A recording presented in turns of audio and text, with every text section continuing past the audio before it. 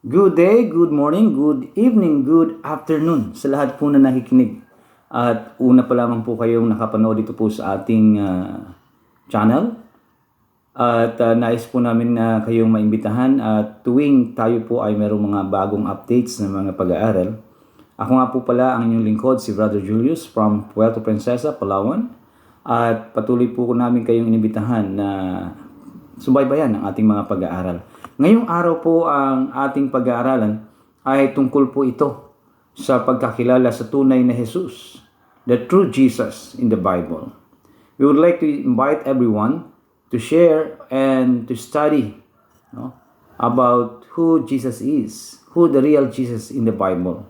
So this morning ay ating pong pag-aaralan ang tunay na Jesus sang-ayon po sa nasusulat. Kaya samahan niyo po ako ngayong umaga sa ating pong pag-aaral dito po sa Puerto Princesa at yan naman po sa ibang lugar ay maaari pong gabi o hapon ay kayo po'y aming inimbitahan. Samahan po tayo mag-aral po lamang sang-ayon lamang po sa nasusulat. Tayo po muna po ay magpailan lang ng panalangin bago po tayo magsimula sa ating pag-aaral. Tayo po'y magalang na manalangin.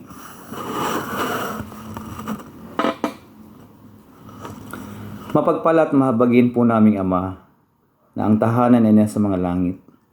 Ngayong umaga po ay nais po namin magpasalamat sa inyong dakilang kabanalan at pag-ibig sa bawat po sa amin na inyo po kami pinahintulutan na patuloy ipagpatuloy ang buhay na ito na inyong pinagkatiwala o Diyos.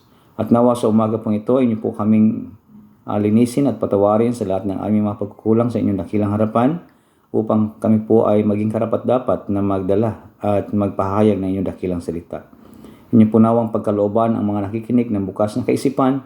Inyo po nawa ang inyong lingkod na inyo po akong tulungan Ama na kayo ang magsalita, hindi po ako. Inyo po nawang ipagkaloob sa aking mga labi ang inyong mga dakilang salita Ama upang kayo makita at mahayag sa mga oras po nito. Salamat po Ama, lahat ng aming hiling. Alang-alang sa matamis pangalan niyo anak na aming Misaya, aming Panginoon Kristo. Amen. Okay, ngayong umaga mga kaibigan ay maaaring doon po sa iba ay first time po tayong narinig. Ngunit ang ating pong pag-aaral ay ito po ay dati po tayo nagsasalita sa radio at ngayon po ay ating pong i-level up yung ating pag-aaral.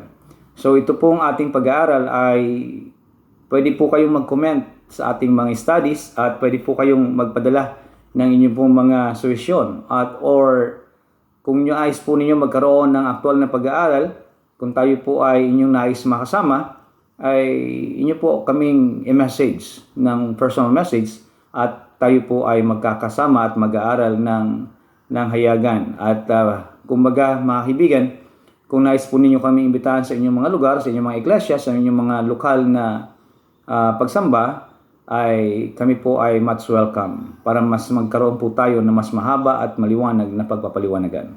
Okay, ngayong umaga, ang ating pag-aaralan ay patungkol po sa totoong Jesus na pinangangaral ng Biblia.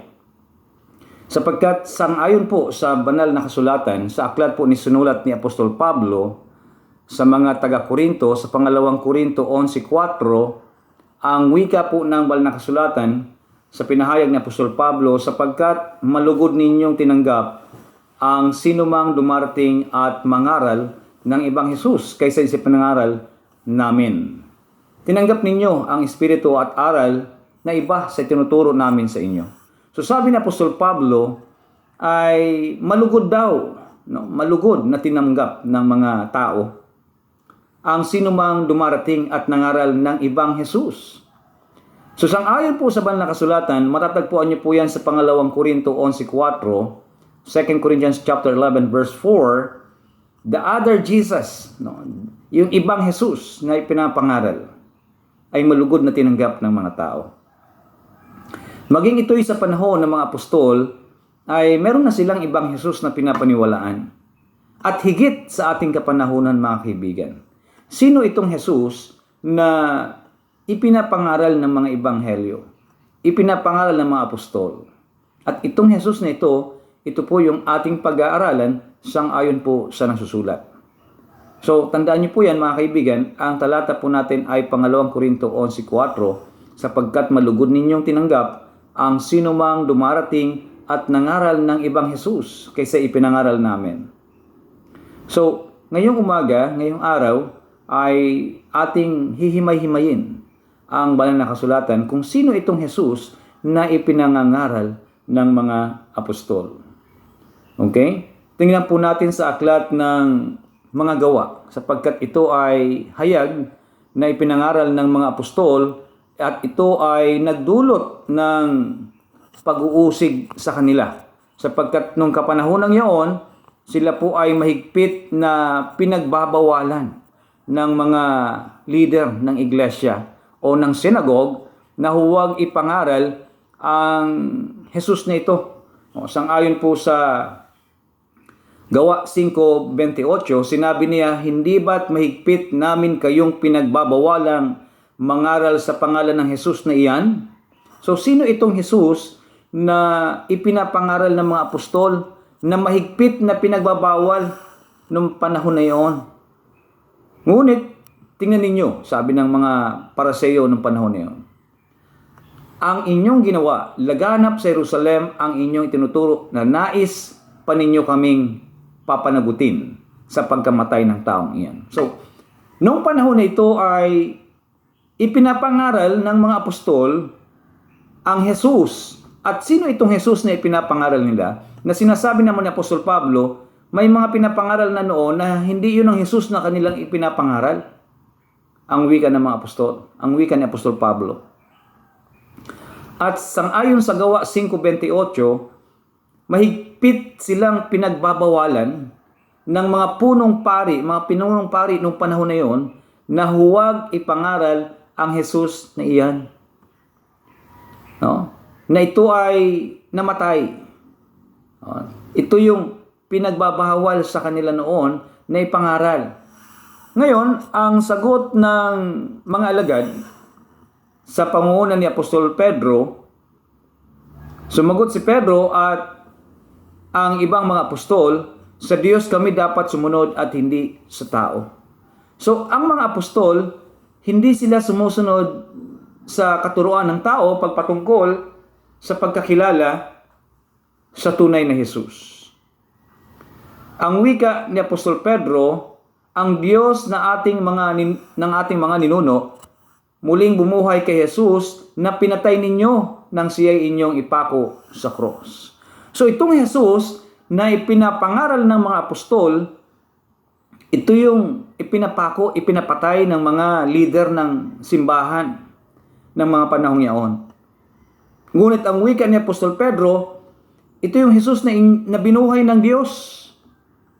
No? Ito yung Jesus na binuhay ng Diyos na wika sa 31, inakyat siya ng Diyos sa kanyang kanan bilang tagapanguna at tagapagligtas upang bigyan ang mga Israelita ng pagkakataong magsisi at tumalikod sa kasalanan at nang sa gayon ay magkamit sila ng kapatawaran. So itong Jesus na ipinapangaral ng mga apostol, una ay pinapatay ito ng mga pinunong pari ng mga panahong iyon.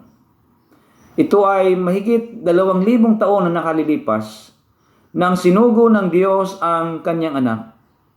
At ito ay nangaral at nagturo ng katotohanan, ngunit ito ay pinagbabawalan sa panahong iyon.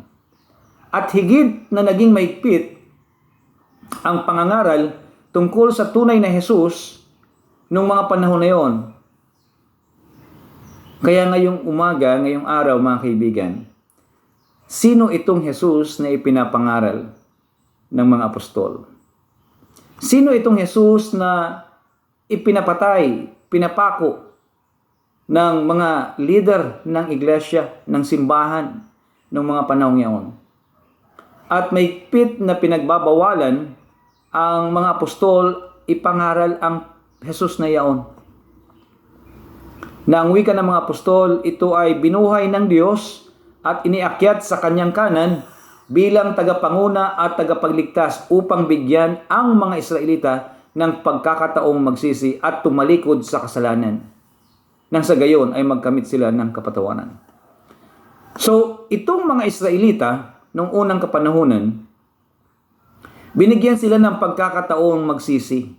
Binigyan sila ng pagkakataong tumalikod sa kasalanan. Ngunit tinanggihan nila. Tinanggihan nila ang Jesus na ito na nagbibigay sana ng pagkakataon na sila'y magsisi. Nagbibigay sana ng pagkakataon upang sila'y magkamit ng kapatawaran. Ngunit sino nga ba itong Jesus na ipinapangaral ng mga apostol? Sang-ayon po sa aklat din na ito sa Gawa 5, 40-41 hanggang 42. Pinapasok nilang muli ang mga apostol at matapos ipahagupit at pagbawalang mangaral sa pangalan ni Jesus, ang mga ito'y pinalaya. Nilisan ng mga apostol ang Sanhedrin at sila'y galak na galak sapagkat minarapat ng Diyos na sila'y magdanas ng panlalait alang-alang sa pangalan ni Jesus. At araw-araw, nagpupunta sila sa templo at sa mga bahay-bahay upang magturo at mangaral tungkol kay Jesus ang Kristo. So mga kaibigan, ang pinangangaral ng mga apostol na Jesus, ito po yung Kristo. Ang Kristo na ipinangako ng Diyos sa mga Israelita. Ipinangako ng Diyos na darating na ito'y magpapahayag ng buong katotohanan sa kanila. Ngunit tinanggihan ng mga Hudyo. Tinanggihan ng lubhang karamihang mga Israelita. At hindi nila tinanggap itong Jesus na ipinapangaral ng mga apostol at wari ang wika ni Apostol Pablo sa kanyang pangangaral. May ibang Jesus silang tinanggap sa panahong yaon. Yung Jesus na ipinapangaral ng mga apostol na ito yung Kristo, ito yung binuhay ng Diyos at iniakyat sa kanan niya. Ito yung pinapangaral ng mga apostol. Kaya kaibigan, sino yung Jesus na kilala ninyo? Sino yung Jesus na inyong nakikilala? Sapagkat sa banal na kasulatan ay merong ebanghelyo na ipinapangaral na tunay na Jesus, the true Jesus. At ang Jesus na ito, sang-ayon po sa aklat ng John, chapter 1 po ng John, verse 41.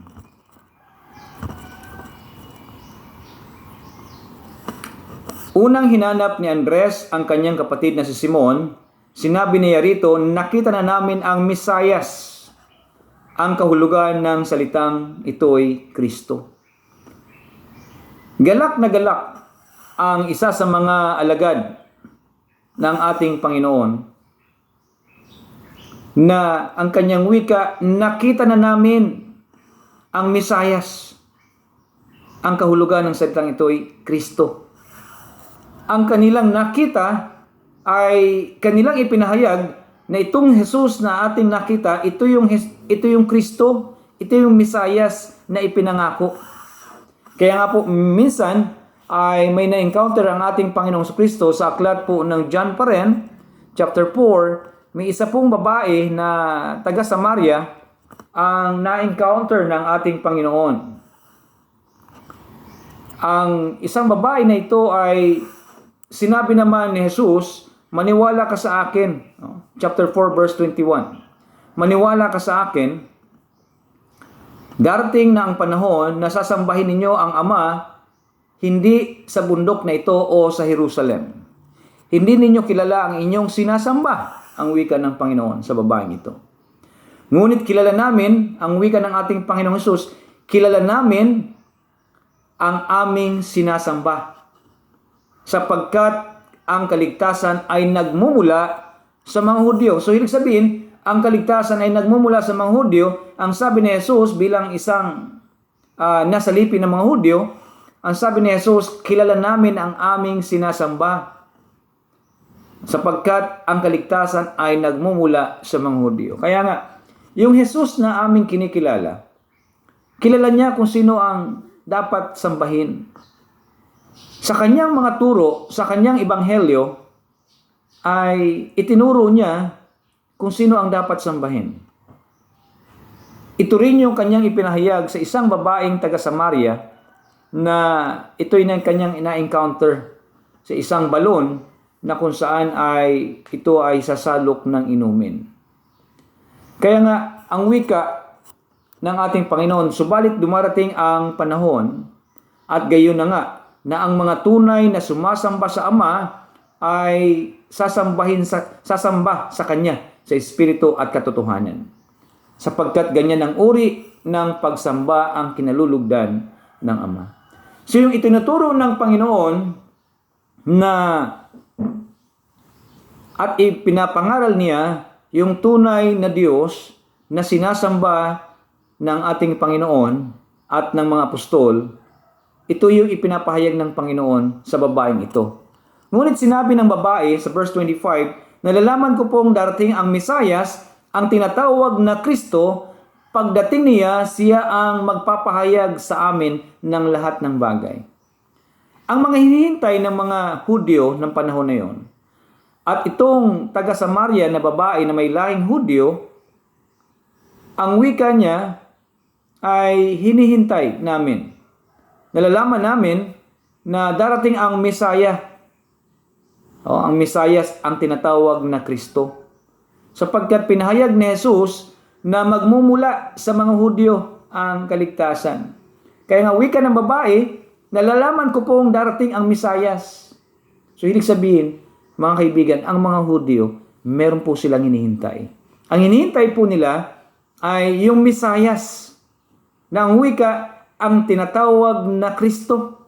Mababasa niyo po yan sa John chapter 4, verse 25. Sinabi ng babae, nalalaman ko pong darating ang Mesiyas, ang tinatawag na Kristo, pagdating niya, siya ang magpapahayag sa amin ng lahat ng bagay. Ngunit anong sabi ni Jesus? Ako na, kausap mo ngayon ang iyong tinutukoy, sabi ni Jesus. So sabi ni Jesus, ang Mesiyas na tinutukoy mo, ako na yon. Sa verse 26. Ang mga Hudyo, ang lahi na mula kay Isaac, merong pangako ang Diyos na isusugo niya ang Mesiyas, ang tagapagligtas. At ang wika ng babaeng ito, nalalaman ko pong darating ang Mesiyas, ang tinatawag na Kristo, pagdating niya, siya ang magpapahayag sa amin ng lahat ng bagay. Kaya nga po, itong Jesus na ipinangangaral ng mga apostol, ang wika nila, ito yung magpapahayag ng lahat ng bagay. Kaya ang wika ng ating Panginoon, ako na, kausap mo ngayon ang iyong tinutukoy, sabi ni Jesus. Kaya nga, ang wika ng ating Panginoong Jesucristo sa aklat ng John, chapter 5, verse 39, ang wika niya ay ganito, sinasaliksik ninyo ang mga kasulatan, sa paniwalang doon ninyo matatagpuan ang buhay na walang hanggan. Ang mga kasulatang iyan ang nagpapatotoo tungkol sa akin. So mga kaibigan, kung kayo ay nagsasaliksik, kung kayo ay nag-aaral ng mga kasulatan, sino itong Jesus na pinapatotohanan ng mga banal na kasulatan? Sapagkat ang mga apostol nagwika sa sulat ni Apostol Pablo na malugod ninyong tinanggap ang ibang Jesus na hindi namin ipinangangaral. Sang-ayon sa banal na kasulatan, sa aklat ng Gawa 5:42 na ating binasa, ay malugod na ipinapangaral ng mga apostol araw-araw sa mga sinagoga o simbahan at sa mga bahay-bahay, sila po ay walang tigil na nangangaral na si Jesus ang Kristo. Ipinapahayag nila na si Jesus ang Mesaya na ipinangako ng Diyos. Kaya nga, sa lahat ng pag-aaral po ng Biblia, nakilala niyo po ba ang tunay na Jesus? Nakilala niyo po ba ang ebanghelyo ng mga apostol? na ipinapakilala nila ang tunay na Mesiyas. Kaya nga ang wika din po ng ating apostol na si Juan sa sinabi ng tunay at buhay na Diyos, ang tunay na nag-iisang buhay na Diyos, ang ating Ama na makapangyarihan sa lahat. Sa chapter 3 ng John, verse 16 and 17, sapagkat gayon na lamang ang pag-ibig ng Diyos sa sangkatauhan, kaya't ibinigay niya ang kanyang kaisa-isang iniluwat na anak, upang ang sinumang sumampalataya sa kanya ay hindi mapahamak kundi magkaroon ng buhay na walang hanggan. Isinugo ng Diyos ang kanyang anak, hindi upang hatulan, maparusahan ang mga tao, kundi upang maligtas ang mga ito sa pamamagitan niya. So take note mga kaibigan, mayroong sinugo. Mayroong sinugo. Na at ito ang hinihintay ng mga Hudyo, datapwat ito'y kanilang tinanggihan. Ibang Jesus ang kanilang tinanggap. At sa ating kapanahunan, sino ang Jesus na iyong tinanggap? Ito bang Jesus na iyong tinanggap ay sinugo ng Diyos? Ito bang Jesus na inyong tinanggap ay ang pinangakong Misaya o tinatawag na Kristo ang inyong tinanggap? Sapagkat ang wika ng banal na kasulatan na ito ay alam na alam ng kakristyanuhan. Ang John 3:16, verse 16 and 17. Merong sinugo ang Diyos at isinugo niya ito hindi dahilan sa anumang bagay, kundi sinugo niya ito dahilan sa kanyang pag-ibig sa sangkatauhan. Sinugo ng Diyos, hindi yung kapwa niya Diyos, kundi sinugo niya ang kaisa-isa niyang iniluwat na anak. Ang wika, sa wikang Ingles, the only begotten Son. Alam niyo po yung salitang only? Sa wikang Tagalog ay ito ay bugtong o kaisa-isa. Yung begotten, the word begotten, ay medyo na-miss itong salita na ito at nawala ito sa wikang Tagalog. Ang kaisa-isa ay, ang Tagalog, ang English po nito ay only. Yung begotten, ang word na begotten ay hango po ito sa wikang beget or brought forth, inilabas. Kaya nga, kung tatagalogin po natin, only begotten Son, kaisa-isa o bugtong na iniluwat na anak. So, merong sinugo ang Diyos at ito lang yung kaisa-isang iniluwat niya. Ito lang yung kaisa-isang begotten na sinugo ng Diyos. Hindi siya nagsugo ng ibang nilalang, kundi siya'y nagsugo ng kanyang kaisa-isang iniluwat na anak. Ito ay mismo mula sa kanyang katawan, ang wika ng banal na kasulatan. At itong kanyang sinugo, ito yung kanyang anak, hindi niya ito sinugo upang hatulan at parusahan ang mga tao, kundi upang iligtas ang mga ito sa pamamagitan niya. Mga kaibigan, itong Jesus na hinihintay natin, yung hinihintay ng mga Hudyo, yung hinihintay ng sangkatauhan na magliligtas, sana ay inyong tinatanggihan. Ang Jesus na isinugo ng Diyos, ito yung kanyang kaisa-isang iniluwat na anak. Ito yung Mesiyas, ito yung tagapagligtas, ito yung anointed one na dapat ninyong tanggapin. Na ang wika ng banal na kasulatan, kung sino man daw po ang sasampalataya, kung sino man po ang maniniwala, ay magkakaroon ng buhay na walang hanggan. Ikaw ba, kaibigan, ay naniniwala na itong Jesus na sinugo ng ating Diyos na mga pangyarihan at buhay na Diyos ay totoo bang Jesus na tinanggap ninyo? Totoo bang ito ang Mesiyas? Totoo bang ito ang Kristo ng inyong buhay? Totoo bang ito ang tagapamagitan? Totoo bang ito ang daan, buhay at katotohanan na inyong pinaniniwalaan? Dahil kung ibang Jesus ang tinanggap ninyo, na tinanggap ng sangkatauhan, ang wika ng mga mga ngaral sa kapanahonan ito, yung ibang Jesus na kanilang ipinapangaral, ito yung Diyos. No? Sa Biblia, ang pahayag ng mga apostol, itong Jesus na ito na sinugo ng Diyos, ito yung Mesiyas, ito yung Kristo. Ito yung ating tagapamagitan sa Diyos, ang ayon sa sulat ni Apostol Pablo sa unang Timoteo 2:5. Merong isang Diyos at merong isang tagapamagitan sa Diyos, si Jesucristo. Kaya sino itong Jesus na inyong kinikilala? Sino itong Jesus na inyong tinanggap? Ito ba yung Diyos o ito yung Mesaya na sinugo ng Diyos na ating magiging tagapamagitan? Advocate, Messiah, no, mga kaibigan. Ito ba yung Jesus na inyong tinanggap?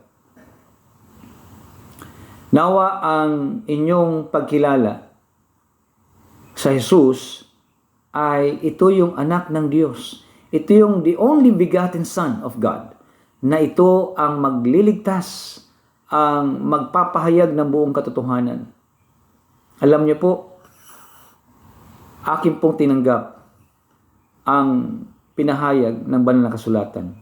Aking tinanggap ang ibinigay, sinugo ng Diyos, ang kanyang kaisa-isang iniluwat na anak. At tinanggap ko po si Jesus na siya ang aking Kristo. Siya po ang aking Mesaya.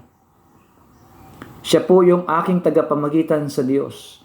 Nang makilala ko ang tunay na Jesus, sapagkat kanyang itinuro ang tunay at iisang Diyos na buhay, ang kanyang Ama. Nung makilala ko ang Panginoong Hesus at mapag-aralan ko ang kanyang buhay, nakilala ko ang tunay na Diyos. Sapagkat ang tunay na Hesus, ituturo niya tayo sa tunay na isang Diyos, ang kanyang Ama. Kaya nga, nung ang Panginoon ay magturo ng panalangin sa mga apostol, ano po ang kanyang tinuro? Ang wika ng Panginoon sa aklat ng Mateo 6:9-13, ang wika ng ating Panginoong Kristo sa kanyang itinurong pananalangin sa mga apostol ay ganito ang pahayag ng ating Panginoon. Ganito ang panalangin. Ganito kayo manalangin. Ama naming nasa langit ka, sambahinawa ang iyong pangalan. Ang turo ng Panginoon, Ama naming nasa langit ka, sambahinawa ang iyong pangalan. Yung pronunciation ng ating Panginoon, ang Ama naming nasa langit ka. So si Jesus, siya mismo ay kumikilala sa Ama na kanyang Ama. Kaya ang wika ng ating Panginoong Hesus sa kanyang turo sa Ebanghelyo, Ama naming nasa langit ka, sambahinawa ang iyong pangalan. Naway maghari ka sa amin. Sundinawa ang iyong kalooban dito sa lupa tulad ng nasa langit. So hilig sabihin, si Jesus ay kanyang kinikilala ang Ama at kanyang sinasamba ang wika ng banal na kasulatan. Kaya nga kanina doon sa aklat ng John chapter 4 verse 21-22, sabi ni Jesus, sinasamba ninyo ang hindi ninyo kilalang Diyos, pero kami kilala namin ang aming sinasamba. Kaya nga yung Jesus na aking kilala, kasama kong sumasamba sa Diyos. Yung Jesus kong kilala ay sinugo ng Diyos na kahit doon siya sa langit, bago pa man siya bumaba dito sa lupa, ang wika na ng Panginoon, Ama naming nasa langit ka, Ama naming nasa langit, sambahinawa ang iyong pangalan. Naway maghari ka sa amin, sundinawa ang iyong kalooban dito sa lupa tulad ng sa langit. Kaya si Jesus, nung nandito siya sa lupa, siya'y sumunod sa Diyos. Kasi bago siya napunta rito, siya muna ay sinugo ng Diyos mula sa langit. Kaya si Jesus, natitiyak ko na siya po ay masunurin sa Diyos. Natitiyak ko na itong Jesus na aking kinikilalang aking Panginoon, aking Mesiyas, ay tunay na anak ng Diyos. Sapagkat ang wika ni Propeta Isaias sa aklat na kanyang isinulat sa Isaiah chapter 53, ito ang wika ng banal na kasulatan. Sa verse 9, ito ay patungkol sa ating Mesiyas. Siya'y nilibing na kasama ng mga masasama at mayayaman, kahit na siya'y walang kasalanan o nagsabi man ng kasinungalingan. Nung sinabi ito ni Propeta Isaias, hindi pa sinusugo ng Diyos si Jesus dito sa lupa. Ngunit ipinahayag ni Propeta Isaias, siya ay inilibing na kasama ng mga masama at mayaman, kahit na siya ay walang kasalanan o nagsabi man ng kasinungalingan. Itong Jesus, itong Misaya na sinugo ng Diyos, walang anumang kasinungalingang lalabas sa kanyang labi. Ang ipapahayag ni Jesus, ang tunay na Jesus ay pawang katotohanan. At ito ang wika ng Diyos. Paniwalaan niyo ang aking anak sapagkat siya'y magpapahayag. Ano po bang pahayag ni Jesus? Sang-ayon po sa aklat ng John chapter 12. John chapter 12. Basahin po natin. John chapter 12 verse 49 and 50. Ano po ang pahayag ng tunay na Jesus? Sapagkat hindi ako nagsalita ng mula sa sarili ko lamang. Ang Ama na nagsugo sa akin, ang siyang nag-utos kung ano ang aking sasabihin at ipapahayag. At alam kong ang kanyang utos ay nagbibigay ng buhay na walang hanggan. Kaya't ang pinapasabi ng Ama, ang siya kong ipinapahayag. Kaya alam nyo, itong Jesus na aking sinusundan ay hindi nagsisinungaling. Itong aking Jesus na sinusundan, ang lahat ng kanyang sinasabi ay pawang nagmula sa Ama. Kaya ito'y aking paniniwalaan. At ang Jesus na aking sinusundan, ito po yung ipinahayag ng mga apostol. Ito yung Misaya. Ito yung Misaya na inaalok, na pinangako ng Diyos sa sambahayan ni Israel. Ito yung Jesus na ipinangako noong una pa lamang. Ito yung Jesus, ito yung Misayas na ipinangako sa ating unang mga magulang na dudurog ng ulo ng ahas. Kaya nga mga kaibigan, sino ang inyong Jesus na tinanggap? Itong aking Jesus na tinanggap, ito yung kaisa-isang iniluwat na anak ng Diyos. Kaya nga ito ang pahayag ng mga apostol sa aklat ng Mateo. Nang sila'y tanungin ng Panginoon sa aklat ng Mateo 16, talatang 15, samantalang sila'y galing sa isang lugar na tinatawag na Cesarea Pilipos at nangaral po sila doon kasama ang ating Panginoon. Tinanong ng Panginoon ang mga alagad, sapagkat doon sa lugar na yon ay kung inyong sisimulan sa aklat ng chapter 16 verse 13 hanggang 18 ay may isang kaganapan na ang wika'y ganito. Nang dumating si Jesus sa bayan ng Cesarea ng Pilipos, tinanong niya ang kanyang mga alagad, ano ang sabi ng mga tao tungkol sa anak ng tao? Ang wika ng Panginoon. Tinanong niya ang kanyang mga alagad. Ano ang pagkakakilala nila sa anak ng tao? Sumagot sila, ang sabi po ng ilan, kayo si Juan na tagapagbautismo. Sabi po naman ng iba, kayo si Elias. At may nagsabi pong kayo si Jeremias o isa sa mga propeta. Kaya makikita natin yung iba't ibang pagkaunawa kung sino itong Jesus. Sapagkat sa panahon pa lamang nila, iba na ang mga pangunawa ng mga tao. Iba na yung kanilang pagkakilala sa Jesus. Kaya ngayon sa ating panahon, hindi katakataka na iba rin ang Jesus na pinapaniwalaan ng lubhang karamihan. Sa verse 15, tinanong ulit sila ni Jesus. Ito ang maliwanag mga kaibigan. Tandaan niyo po ito. Chapter 16, 13 to 18 ng aklat po ng Mateo. At ito rin po ay naipahayag din sa aklat ng Marcos, chapter 8, verse 27 to 30 at Lucas chapter 9, verse 18 to 21. Kaya po ito'y pinatunayan ng tatlong mga apostol, hindi lang isa.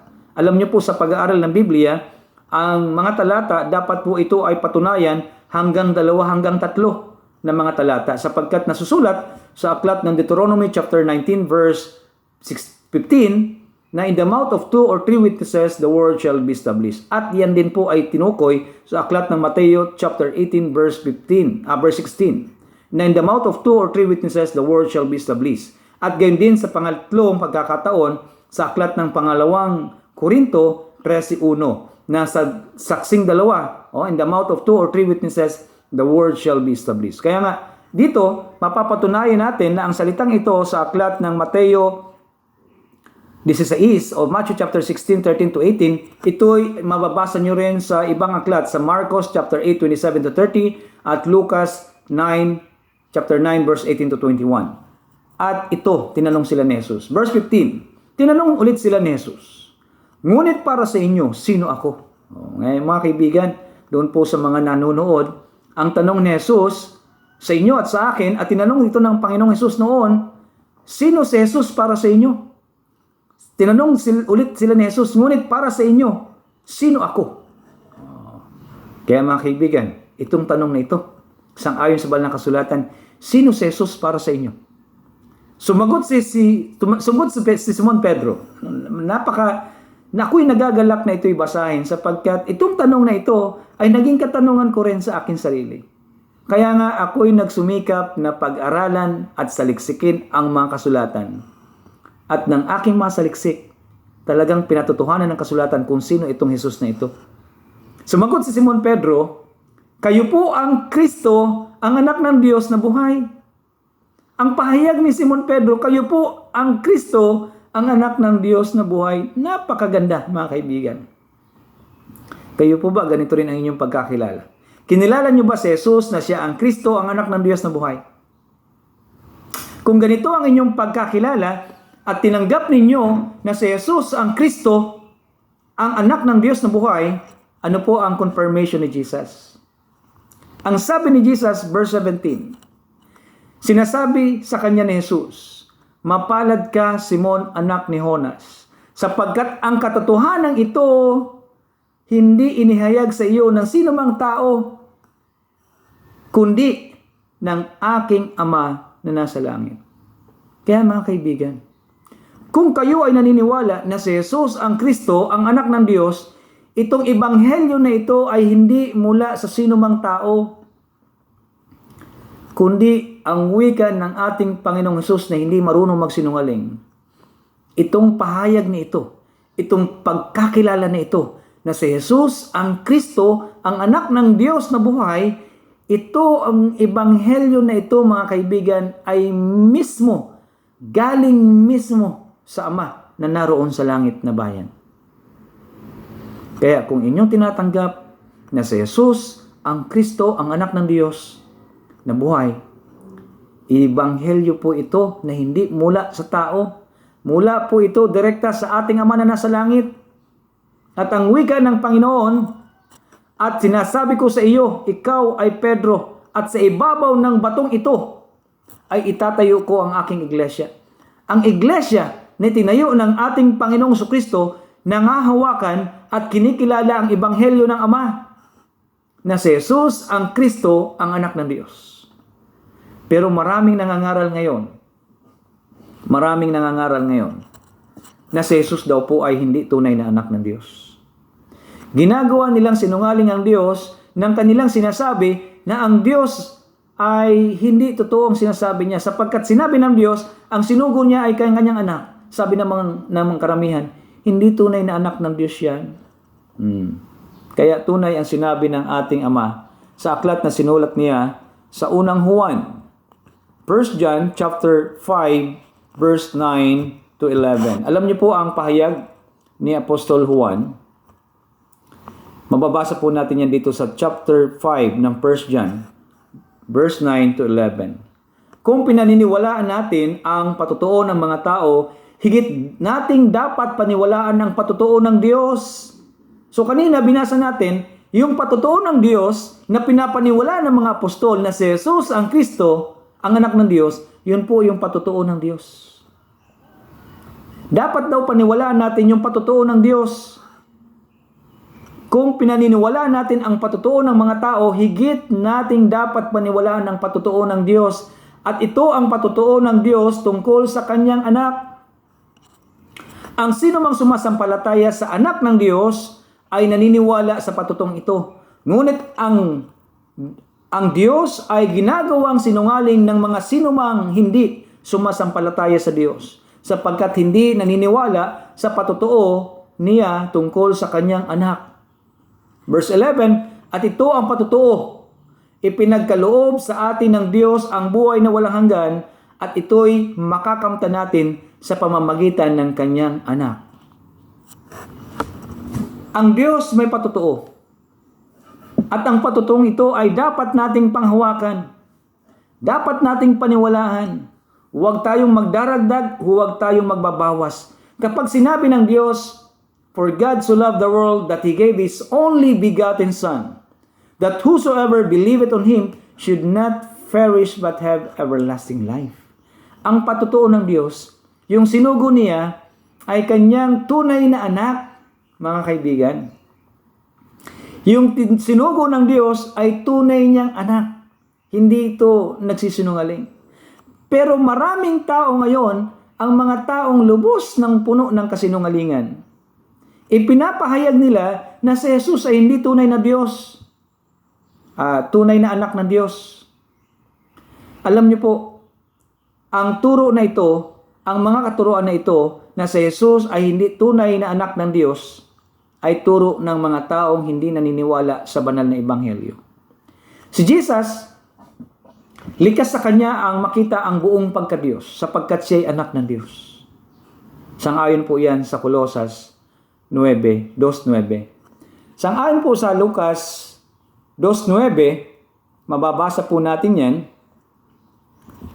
Ang wika po ay ganito: sapagkat likas kay Kristo ang buong pagka-Diyos, kahit na siya ay nagkatawang tao.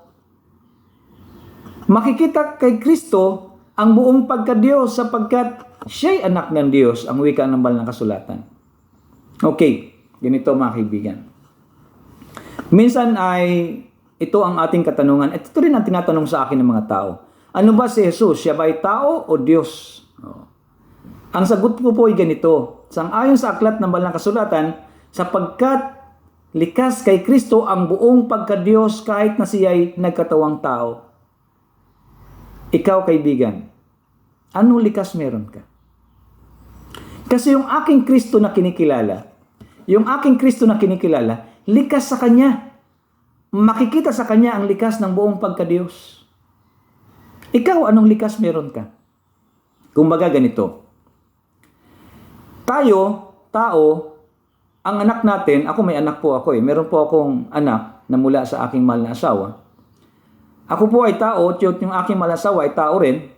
At likas na makikita doon sa aming mga anak, ang likas ng buong pagkatao, sapagkat sila'y mga anak namin, sapagkat kami tao. Ang Diyos, sapagkat siya ay Diyos, ang ating Ama sa langit, ang Ama ng ating Panginoong Hesus, ay tunay na iisang Diyos. At sapagkat siya ay Diyos, at sapagkat siya ay Ama ng ating Panginoong Hesus, sa literal na kalagayan, normal na makikita sa kaniyang anak, sa anak ng Diyos, ang likas ng buong pagka-Diyos. Sa isang salita, mga kaibigan, ito naman, sinabi ng Panginoong Jesucristo sa aklat po ng John, chapter 8, verse 44. Tingnan nga po natin. John chapter 8. John chapter 8, verse 44. Ito ay tinukoy niya sa mga hindi anak ng Diyos. Sabi ng ating Panginoon Jesucristo, basahin mo natin ang verse 43, bakit di ninyo maunawaan ang sinasabi ko? Hindi ba't ito'y dahil ayaw ninyong tanggapin ang itinuturo ko? So, kapag hindi tayo tumatanggap sa turo ng ating Panginoong Jesucristo, na ito'y mula sa Ama, ang turo niya, sang-ayon sa John chapter 12, verse 14 and 50, ang wika ng ating Panginoon, kung hindi tayo naniniwala sa pahayag ng ating Panginoong Jesucristo, ang diablo ang inyong ama, at ang kagustuhan niya, ang ibig ninyong gawin, noon pa man, ay mamamatay tao na siya.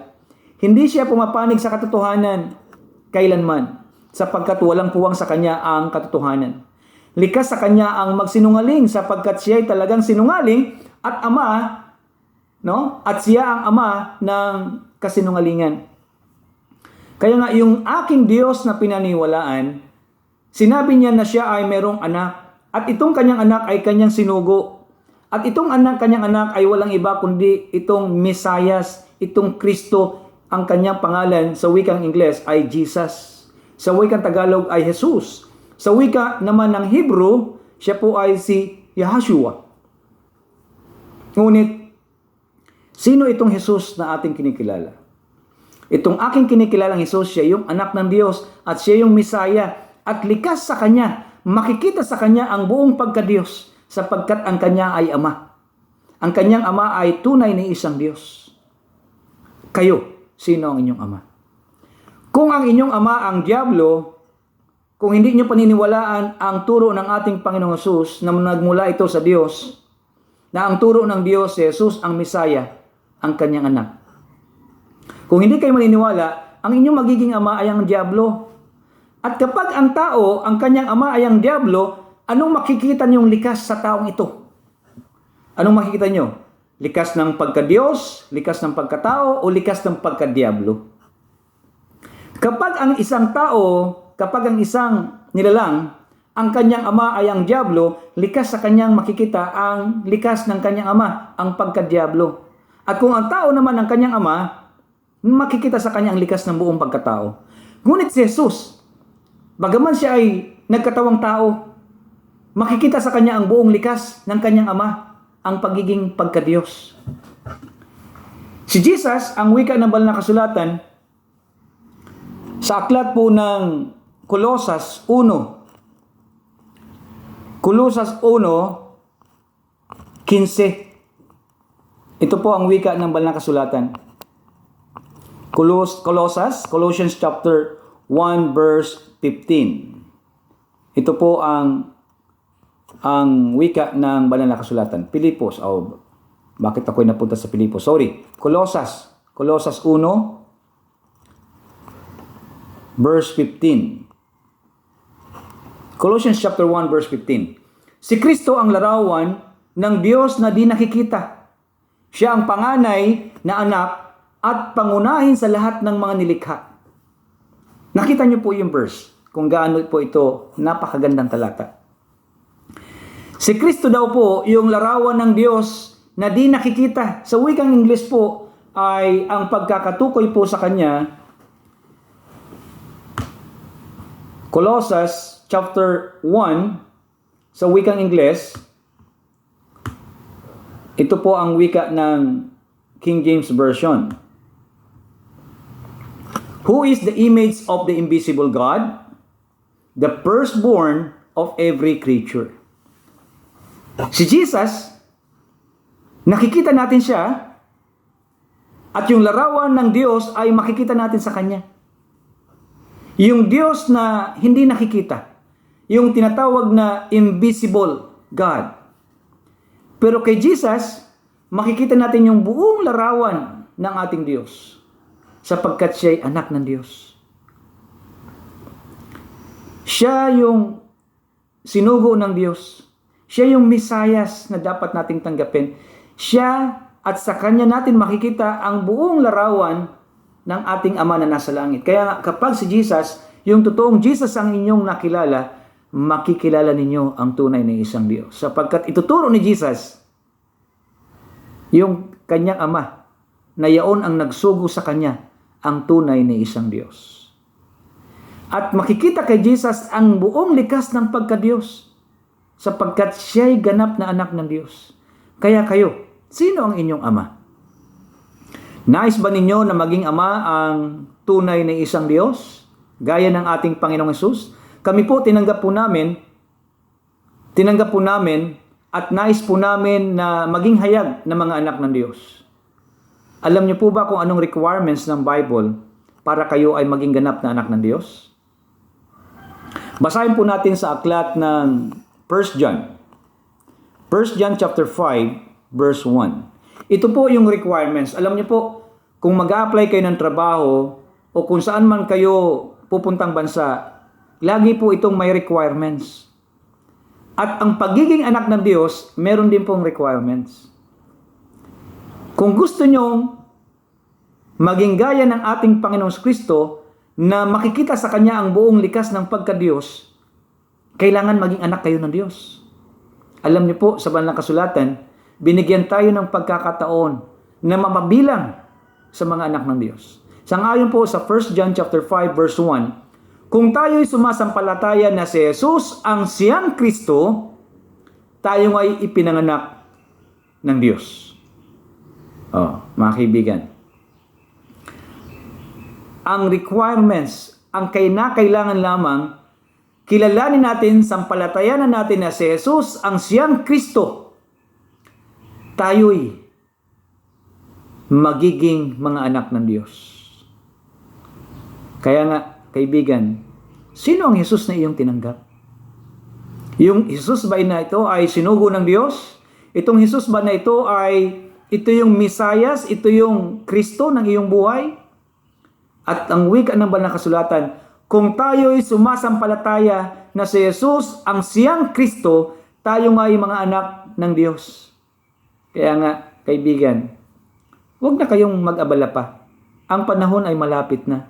Tanggapin ninyo si Jesus, ang ebanghelyong ipinapangaral ng mga apostol, ang ebanghelyong ipinapangaral sa lumang tipan na ipinangakong Mesaya, ipinangako ng Diyos na kanyang isusugo, ang magliligtas, ang mag-aangat, at ang pinangakong Mesaya na ito ay naganap sa tamang kapanahunan. Ang Mesiyas na ito, sang-ayon sa aklat ng banal na kasulatan, na sinugo niya, sang-ayon po sa Galatia 4:4, ito po ang wika ng banal na kasulatan. Galatia 4:4. Ngunit nang sumapit ang takdang panahon, isinugo ng Diyos ang kanyang anak, isinilang siya ng isang babae at namuhay sa ilalim ng kautusan. May isang panahon at dumating na nga po yun na sinugo ng Diyos, hindi yung kapwa niya Diyos, kundi ang sinugo niya, sapagkat wala naman siyang kapwa Diyos, ang kanyang sinugo ay yung kanyang anak. At ang kanyang anak na ito ay isinilang ng isang babae at namuhay sa ilalim ng kautusan. At sang-ayon naman po sa aklat ng Roma 8, talatang 3, ito po ang wika ng banal na kasulatan. Ginawa ng Diyos ang hindi kayang gawin ng kautusan dahil sa likas na kahinaan ng tao. Isinugo niya ang kanyang sariling anak, ang wika ng banal na kasulatan. Hindi ito kwentong barbero. Ito'y pawang katotohanan na susulat. Ang wika, ginawa ng Diyos ang hindi kayang gawin ng kautusan dahil sa likas na kahinaan ng tao. Isinugo niya ang kanyang sariling anak sa anyo ng taong makasalanan upang pawiin ang kasalanan. Sa gayon, hinatulan na niya ang kasalanan umaalipin sa tao. Sino ang sinugo ng Diyos? Ang sinugo ng Diyos ay yung kanyang sariling anak. At yung kanyang sariling anak ay sinuot yung larawan ng isang taong makasalanan. Yan ang totoo, mga kaibigan. Ang totoong Jesus na aking tinanggap, siya po yung anak ng Diyos. Mula sa langit, siya isinugo ng Diyos at ito ay nagsuot ng isang katawang makasalanan. Upang kayo at ako ay tubusin sa tiyak na kamatayan. Sapagkat ang kahulugan po ng pangalang Jesus o tinatawag na Yahshua sa wikang Hebrew, sa aklat po ng Mateo 1, talatang 21. Chapter 1 ng Matthew, ang wika ni Gabriel, magsisilang siya ng isang batang lalaki at Jesus ang ipapangalan mo sa sanggol, sapagkat ililigtas niya ang kanyang bayan sa kanilang mga kasalanan. Yung isisilang ng isang babae na ang pangalan ay Maria, sapagkat siya'y kinasihan, siya'y kinalugdan ng Diyos, na sa kanya dadaan ang anak ng Diyos, nung sinugo ng Diyos ang kanyang anak doon sa langit na bayan, at ang kanyang anak ay nagkatawang tao sa pamamagitan ni Maria, at siya'y naging anak ng tao, pero siya muna ay anak ng Diyos bago siya naging anak ng tao. Yun po ang katotohanan. At itong anak na ito, ang wika ni Gabriel kay Maria, bibigyan mo siya ng pangalang Jesus, sapagkat siya ang magliligtas sa kasalanan ng kanyang bayan. Kaya kung ikaw ay isa sa bayan ng Diyos, at kung ikaw ay isa sa bayan ng Diyos, ang iyong Mesaya, ang iyong tagapagligtas na sinugo ng Diyos, ay walang iba kundi si Jesus. At si Jesus na Mesaya, hindi siya yung tunay na isang Diyos. Siya yung anak ng tunay na isang Diyos. At makikita sa kanya ang likas ng kanyang Ama, ang likas ng buong pagka-Diyos. Kaya kung ikaw ay anak ng Diyos, at kung tinanggap mo si Jesus na siya ang Kristo, maibibilang ka sa mga anak ng Diyos. At matatanggap mo lamang yan kung ikaw ay mababautismuhan sa pangalan ni Jesucristo. No? Sang-ayon po yan sa aklat ng Gawa 2:38. Acts chapter 2 verse 38. Ito po ang wika ng banal na kasulatan. Sumagot si Pedro, pagsisihan ninyo talikuran ang inyong mga kasalanan at magpabautismo kayo sa pangalan ni Jesucristo upang kayo'y patawarin at ipagkaloob sa inyo ang Espiritu Santo. Kaninong pangalan kayo nabautismuhan? Sabi ni Apostol Pedro, magpabautismo kayo sa pangalan ni Jesucristo. Sapagkat may mga tao noon ang nangabautismuhan sa ibang pangalan. May mga nabautismuhan noon na sa bautismo ni Juan, mababasa niyo po yan sa chapter 19 ng mga Gawa. Mga Gawa, chapter 19, verse 4, kaya't sinabi ni Pablo, binautismuhan ni Juan ang mga tumalikod sa kasalanan. Ipinangaral niya ang pagsisisi sa mga Israelita upang sila'y sumampalataya kay Jesus ang dumarating na kasunod niya. Nang marinig nila iyon, nagpabautismo sila sa pangalan ng ating Panginoong Hesus.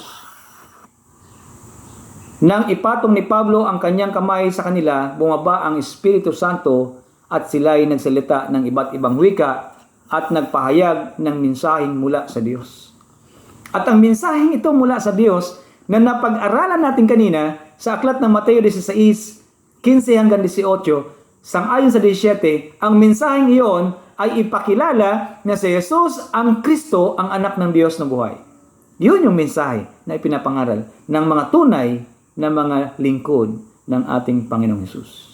Kaya mga kaibigan, sana tanggapin ninyo si Jesus na inyong Kristo, na inyong Misaya, ang anak ng Diyos. At sa inyong pagtanggap, dapat kayong mabautismuhan, dapat kayong magpabautismo sa pangalan ni Jesucristo. Sapagkat sang-ayon sa Gawa 4:12, sang-ayon sa Gawa 4:12, sa Kanya lamang matatagpuan ang kaligtasan, sapagkat walang ibang pangalan ng sino mang tao sa buong mundo na ibinigay ng Diyos sa mga tao upang tayo'y mga ligtas. Walang ibang pangalan, kundi sa pangalan lamang ni Jesucristo.